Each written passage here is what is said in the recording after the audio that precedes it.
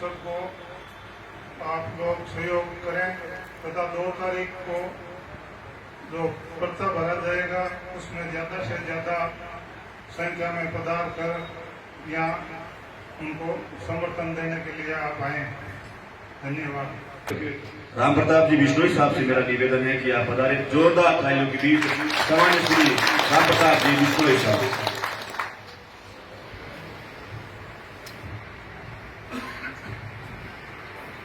परम सम्मान्य श्री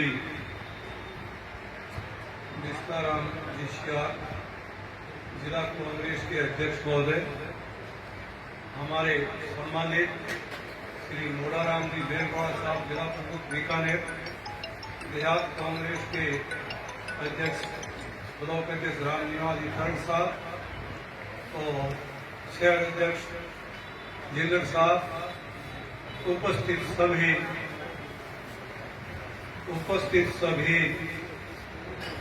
जिला परिषद सदस्यगण, पंचायत समिति सदस्यगण, सरपंच साहिबान, पूर्व जिला परिषद सदस्य,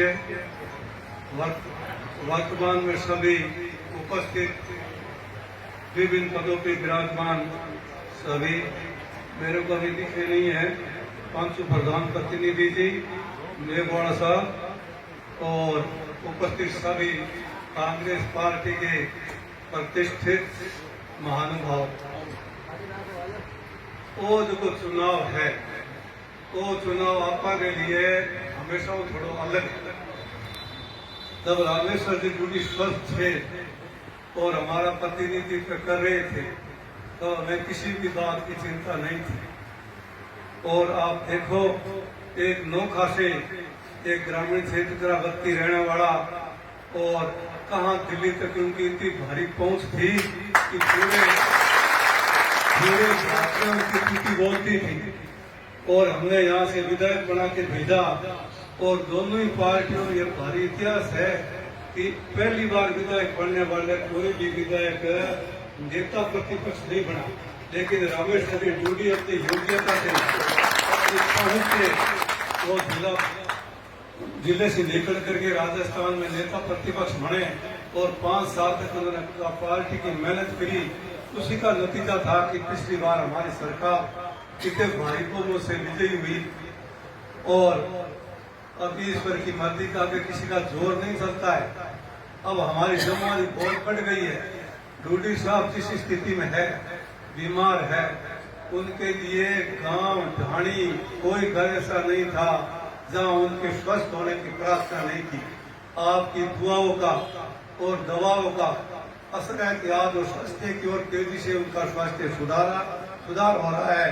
मैं उम्मीद करता हूं कि जल्दी वो हमारे बीच में पहले की तरह आएंगे और हमारा नेतृत्व करेंगे। है कि हम 2 तारीख को नामांकन है, उसमें कम से कम 10,000 आदमी आने चाहिए। तस्वीर से 10,000 आदमी, कोई भी गांव, कोई भी ढाणी, कोई भी बूथ ऐसा नहीं होना चाहिए जिसका प्रतिनिधित्व उस सभा में नहीं हो। और 2 तारीख को सुशीला जी जब नामांकन भरे, उनको ये लगे कि मैं कार्यकर्ताओं के भरोसे चुनाव में लड़ने की हाँ भरी है और मेरा पक्ष कमजोर है, तो ये बात हमें दिल्ली तक पहुंचा देनी है कि सुशीला जी बहुत ही मजबूत उम्मीदवार, राजस्थान के जो कांग्रेस के प्रतिनिधि है उनमें सबसे योग्य उम्मीदवार और मजबूत उम्मीदवार।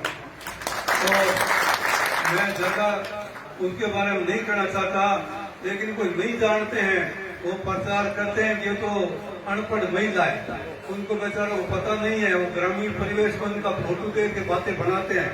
सुशीला जी उस समय बीएससी है जब लड़कियां घर से बाहर नहीं निकलती थी।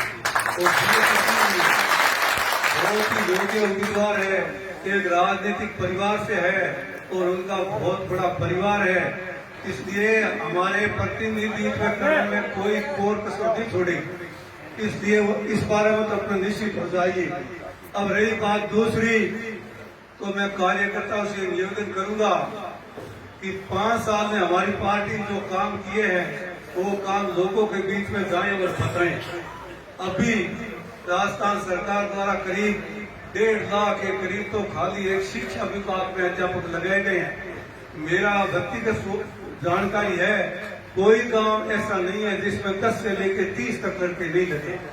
वो अध्यापक लगे, वो परमानेंट नौकरी करेंगे जब तक 60 साल के होंगे, और जब वो 60 साल के हो जाएंगे उस समय अशोक जी गहलोत ने जो ओपीएस पुरानी पेंशन योजना है वो उनको दे दी, और जब तक उनका साथ रहेगा तब तक वो पैसे लेते रहेंगे गवर्नमेंट से। कितनी बढ़िया काम किया है। अब जो 2004 से लेकर के 2023 तक जो कर्मचारी पूर्व में लगे थे, और राजस्थान में लाखों कर्मचारी है, गांव और ढाणी में कोई ऐसा कर्मचारी नहीं है जो उनमें शामिल नहीं है।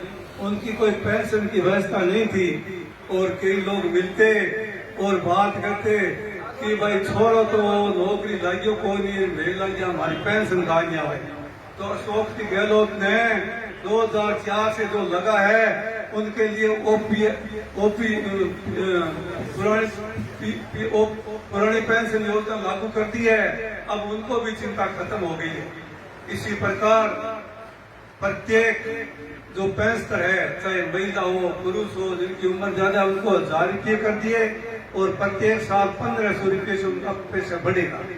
इसलिए उनको भी इसके बारे में बताओ, पुरानी पेंशन के बारे में बताओ, और जो सामाजिक सुरक्षा में और योजनाएं है उनके बारे में बताओ। अभी प्रियंका गांधी हमारी नेता राजस्थान पधारी, उन्होंने घोषणा की कि राजस्थान में कोई महिला ऐसी नहीं होगी जो परिवार की मुखिया है, जो जन आधार कार्ड में मुखिया है, उसको 10,000 रुपये सालाना मिलेंगे। ये बहुत बड़ी बात है। अब कई विरोधी प्रचार करेंगे कि 10,000 रुपया कब है किसा देवे। आज तक जो कांग्रेस ने घोषणा की वो लागू की है, और कर्नाटक में जो घोषणा की है वो लागू कर दी। इसलिए इस बारे में चिंता करने की जरूरत नहीं है। आज अशोक जी ने 5 और गारंटी दी है। एक तो कोई भी किसान है जो गाय भैंस रखता है, यदि वो पोटे उनके गोबर होगा, गाय का पोटे अपने बोलते हैं, वो बेचेंगे तो 2 रुपये किलो से गांव ढाणी प्रत्येक में खरीदने की व्यवस्था कर देंगे। उसलिए उनको उनके रख रखाव के लिए, परिवार को बेहतर बनाने के लिए, बच्चों की शिक्षा के लिए पैसे का प्रबंध हो जाएगा। दूसरा इन्होंने कहा है, किसी भी बाढ़ से, तूफान से या भारी बारिश से यदि कोई जन हानि होती है तो उसको मुख्यमंत्री चिरंजी योजना से बीमा से जोड़ के 15 लाख रुपए देंगे तुरंत। अब बोलो 15 लाख रुपए। अब कोई हाथ की बात है नहीं, कोई आदमी तूफान की वजह से पेड़ के नीचे दब गया, किसी को ऊपर बिजली पड़ गई, कोई पानी में डूब गया, या कोई भारी बारिश से कोई और नुकसान हो गया उसके शरीर को, तो 15 लाख रुपए मिलेंगे। यह कल ही मुख्यमंत्री जी ने घोषणा किया। इसी प्रकार ग्रामीण बच्चे पढ़ने में कमजोर होते हैं, क्यों ना इंग्लिश पढ़ाने वाले भी कमजोर होते हैं, और इंग्लिश का बोल वाला है। आज यदि किसी को इंग्लिश नहीं आती है ना, तो आगे बढ़ना बहुत मुश्किल होता है।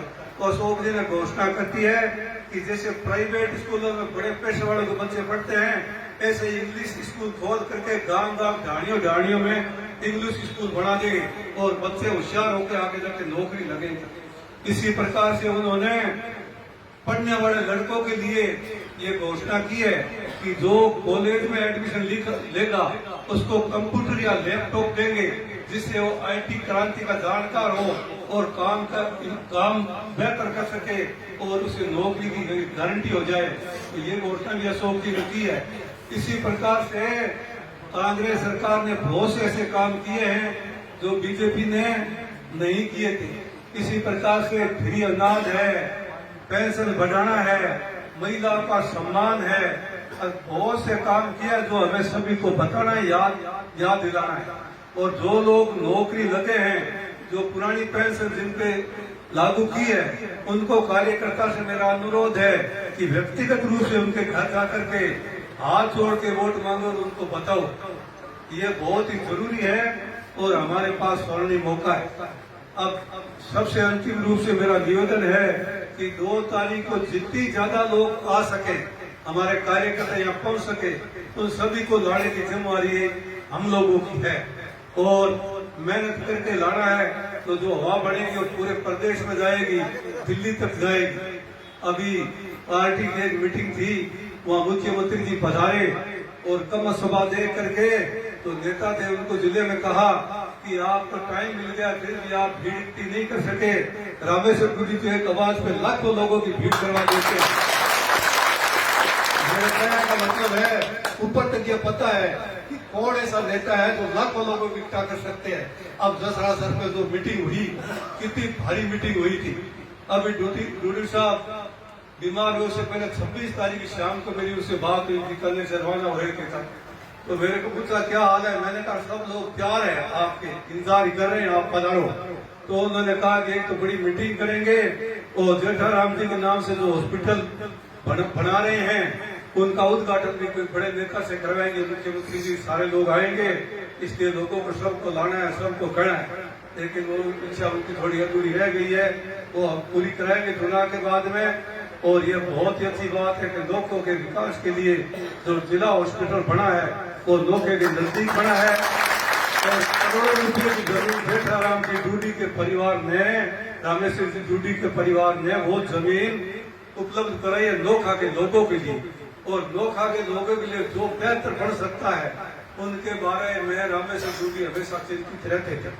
आज मेरे को ये सुनने को मिल रहा है, चाहे वो किसी भी पार्टी का कार्यकर्ता हो या कोई अपना कांग्रेस का नहीं हो, मिलता है वो ही पूछता है कि भाई डूडी साहब कैसे है। मैंने कहा ठीक है, स्वास्थ्य सुधार होगा, ठीक हो जाएगा। पहले तो माने ठाक को डूडी साहब बता बड़ा नेता है, अब बीमार पड़े ठा पड़े होता भारी नेता मेहता में तैयार हुए और आपने लोगों का प्रतिनिधित्व करे। डूडी साहब के लिए सभी तैयार है, चाहे वो किसी पार्टी को हो, वोट की कोई कमी नहीं रहेगी और हम भारी वोटों से जीतेंगे।